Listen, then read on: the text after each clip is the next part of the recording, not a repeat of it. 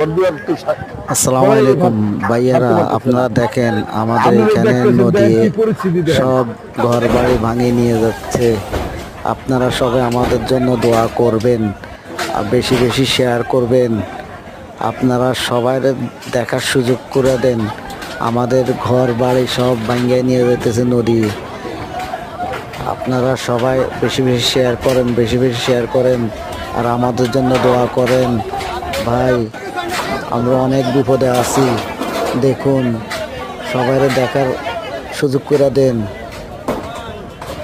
আমাদের এখানে সব ঘর বাড়ি ভাঙিয়ে নিয়ে যাচ্ছে নদী।